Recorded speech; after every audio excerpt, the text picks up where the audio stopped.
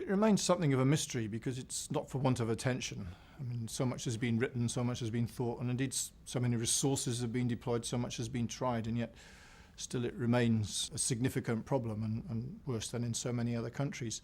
I suppose you have to come back to the fact that there must be something about our basic education system, and either the things it does or the things that it doesn't do that are in some way lacking. My guess, and I think to some extent it is built up by the evidence, is that there's something to do with the relative balance between the vocational and the non-vocational.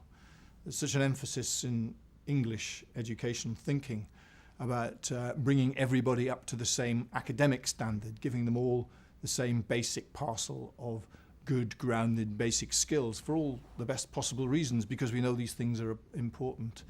But the truth is that not everybody is ready for these skills. Not everybody wants them or is receptive to them at the time which we present them with them. And I think going forward we have to be prepared to consider a more nuanced, a more individual approach, which actually helps people to get on top of things when they're ready to do them, that works with them, that goes with the grain.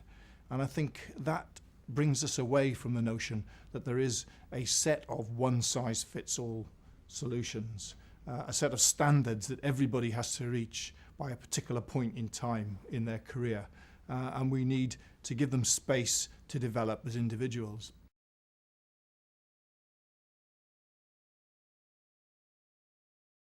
I think we need to recognise there are three broad pillars to education. There's certainly the academic general skills, and they are very, very important, because a good set of academic skills gives you the flexibility to deal with the uncertainties that young people, indeed older people, have to deal with throughout their life.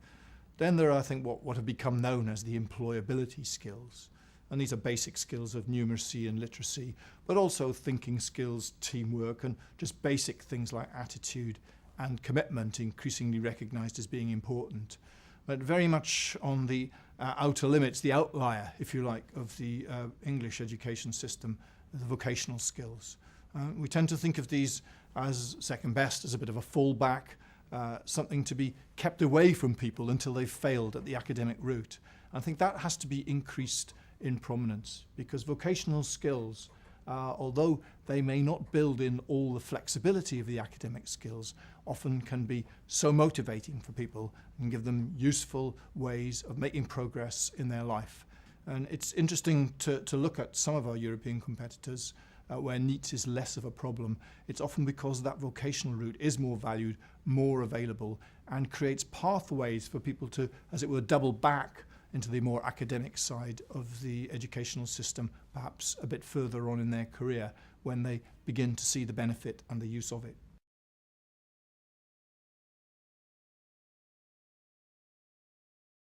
Well, these are all areas in which we've had something to say and will continue to do.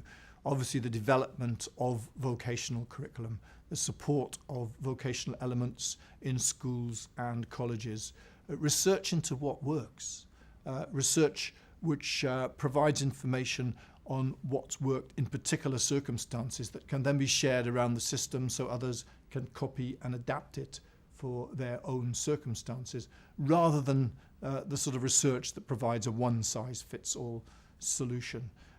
Research into progression.